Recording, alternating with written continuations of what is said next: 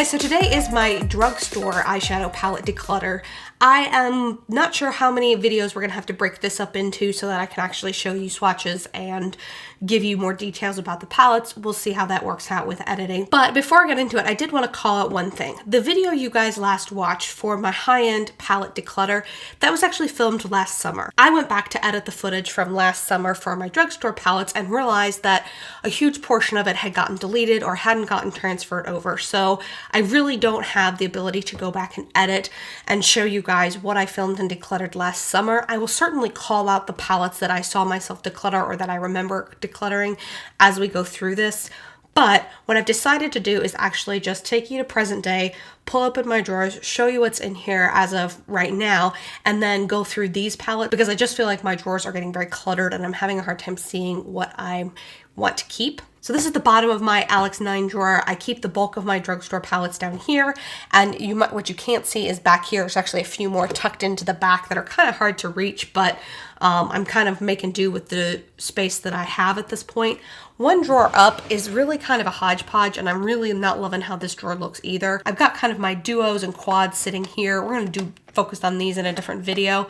But then I've got all of these other like miscellaneous drugstore and high-end palettes in here. So I'm going to pull from probably both drawers to do this declutter. The other thing I wanted to call out is that I have a bin in my closet where I keep palettes that I want to try.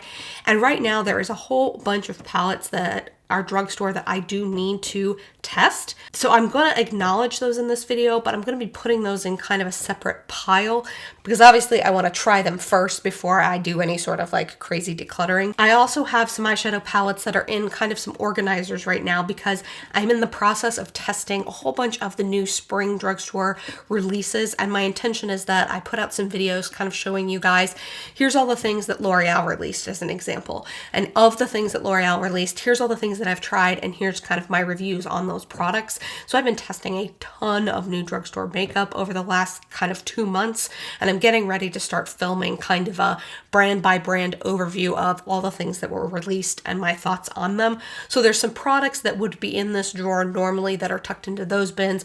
I'm also going to pull those into this declutter. So what I'm trying to say is palettes are coming from all over the place. So rather than do like I did before with my high-end palettes and just pull them out of this drawer and show you one by one, I am going to pull these over to my table and lay them all out kind of in groups, and then we can kind of talk about them from there. So long rambly intro, let's go ahead and get into this. All right, so here's the first round of eyeshadow palettes from the drugstore.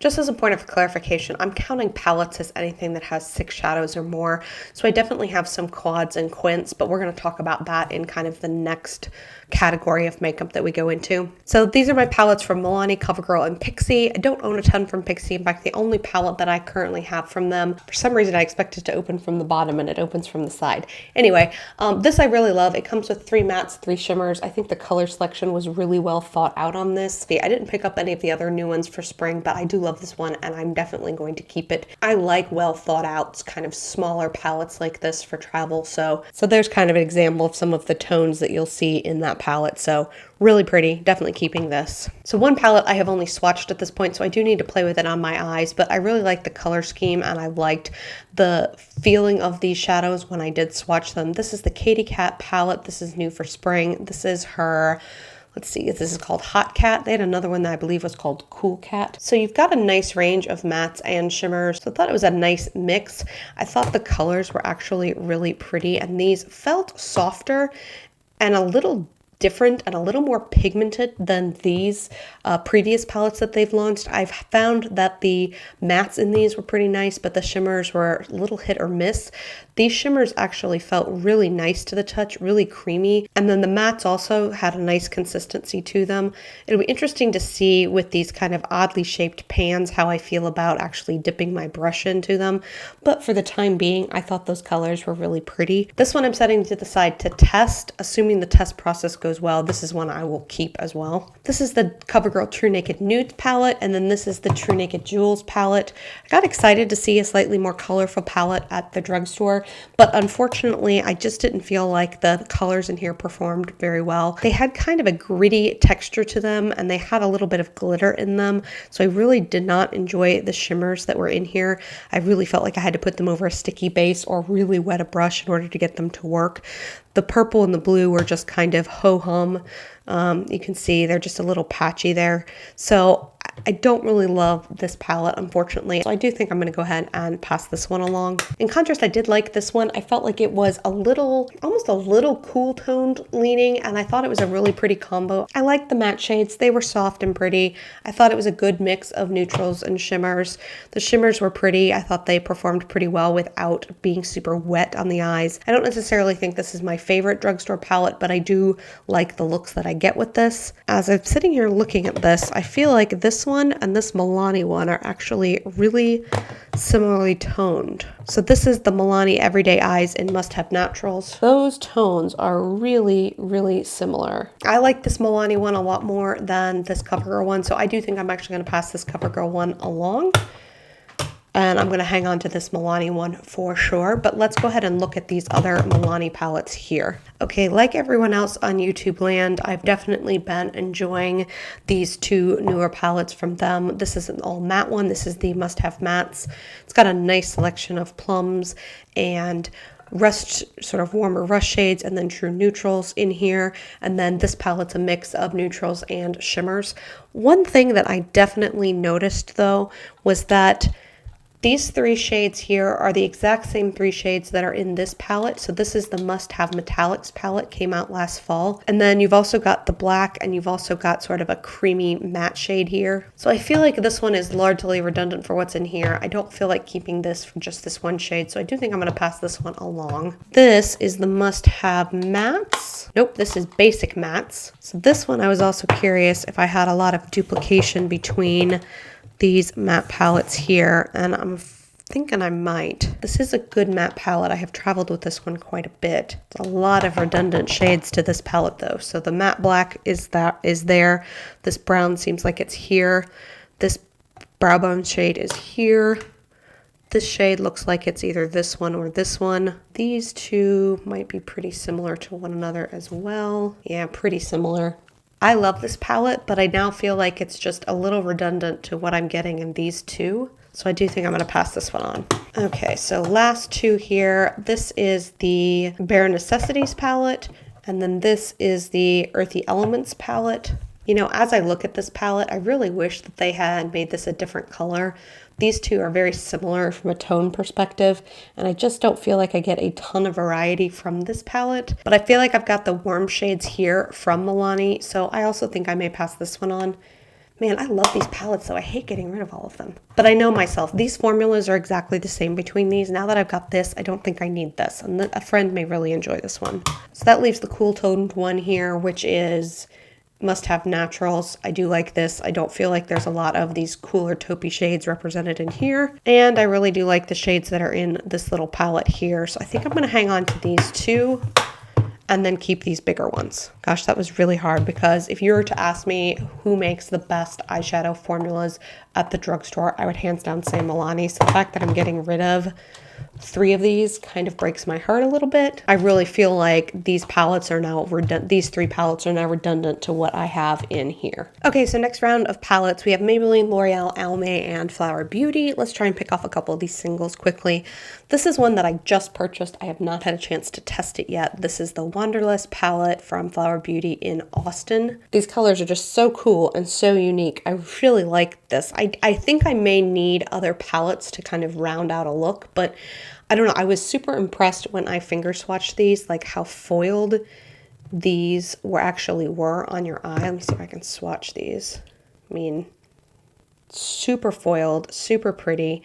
That green I was really, really pumped for, and I think it's going to be a really fun look on the eyes. Purpley shade was interesting. That one I think is one I'd probably put over a sticky base just to make sure that it really picks up some of this really kind of duochrome shimmer that's in here. And then the two mattes were really interesting to me as well. Let's put those there and there. So I'm pretty impressed with this. I have not put this on my eyes yet though. I just got it, so this is me just finger swatching and giving you thoughts. So I will do a full review on this palette, but like I said, if this goes on my eyeballs and performs the way that it does from swatches, I will be quite happy with it. This Almay palette, I will admit I haven't even swatched yet. I didn't have a ton of interest in these palettes, but I did want to try them because I have not historically loved Almay eyeshadows, and they put out palettes for the first time. White shade feels a little crumbly, but wow, that's really shiny looking. Oh, that's pretty. Wow. Okay. It's blue. Meh. Gold's not bad. All right, well, I'm going to keep this one. I'm going to hang on to it. I'm going to test it. We'll see how I feel about the shades. I will say this is probably a palette that unless I'm like really excited by a lot of the shades in here, I may not keep just because I don't feel like I'm going to reach for this. But some of those shades just swatched pretty well, so we'll see. This is the L'Oreal La Palette Nude 2. I had the one as well. One was more of nude shades that were true neutrals. This is one that is definitely more cool tone shades. I really like this palette. I think that it doesn't get a lot of love out there because there's not like shockingly shiny metallics that are just going to blow you away. This is really a matte palette with shades that lean slightly satiny. So if you think about this in terms of like a cool toned, almost matte palette, I don't think you'll be disappointed. If you go in here expecting that you're going to have a ton of different shimmer shades that are going to be super impactful on your eyes, I do think you'll be disappointed. I mean, this lightest shade is definitely going to give you a really pretty satin brow bone shade. And this one's got a little bit of a satin shift to it, but not a ton. I really love this purple shade down here. I think it's one of the prettiest mauve colors ever. I mean, I like a good cool tone palette, and I've had a hard time finding them at the drugstore. So I just think these mattes are really pretty. They're easy to work with. They last. I don't know. I really do like this palette. It's not going to be everyone's cup of tea, but it is one I found works really well for work stuff. So I don't know, I'm going to hang on to this one. All right, let's talk about these two Maybelline palettes here. This is the Total Temptations palette. I have gotten done testing this. I have not put out my full review and swatches for you guys. I will do that. Heads up, this is not my favorite. This is one that I will be decluttering once I do that review for you guys. It's not that there's not some good shades in here. I did find that these three mattes worked well, as did these mattes over here. These two middle shades to me are useless as highlighters. Both the undertone and the amount of glitter in them just doesn't appeal to me. This shade here really needs a sticky base, and even with it, I had a lot of fallout. And then this one just really wasn't that impactful. So I don't know, this is not a palette that I'm going to be reaching for. This one I did like significantly more. This is the Pink Edge, the City Kit. I actually found that the blush and the highlight were pretty. It's not my favorite highlight they've ever done. The blush was nice. I thought it was a nice soft pink. The highlight shade was just, I don't know, it was just okay. Not bad, it's not the best. But I really did like the color combo that was in here. Once again, it's that sort of cooler, mauve-y leaning shade. These I really did feel like you needed to apply with your finger. You didn't need to apply them wet, but with your finger. The shimmery shades worked well. I would say they're more satin than shimmers. So I do like this one. I do think I'm going to hang on to it, but I will give you a full review with all the swatches coming up here soon. All right, let's open up all these City Mini palettes. These City Mini palettes are just a great example of formula inconsistencies from one to another. Now, one that I know I want to keep that I have been playing around with and I'm actually enjoying is this one. Now, this is a new one for spring. This is an all matte palette. This is shade 480 Matte About Town.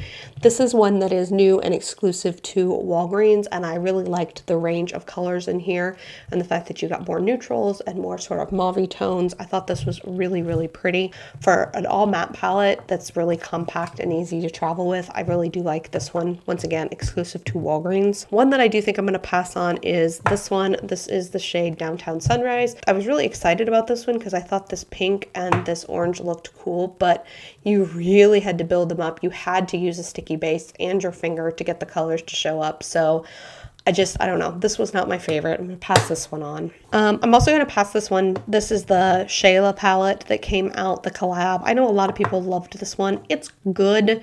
It's not great. And to be honest, I don't know. I really didn't love the looks that I ended up with this. I think for me, this was a pairing palette, and I don't know, just not one that I found myself reaching for a ton. So I'm going to pass this one on. I also feel like at this point I have other cool tone palettes that I like. These shimmers were just kind of, I don't know, they were a little tricky to work with, so weren't my favorite. I'm going to pass this one on. This is the Rooftop Bronzes, and I actually did enjoy this one. I thought that the shimmer shades in here were actually some of the better ones, and they were very smooth and pigmented and easy to work with, so I do think I'm going to hang on to Rooftop Bronzes. I'm keeping the matte one and the Rooftop Bronzes, and then I'm getting rid of the Shayla Downtown Sunrise and the Chill Neutrals brunches.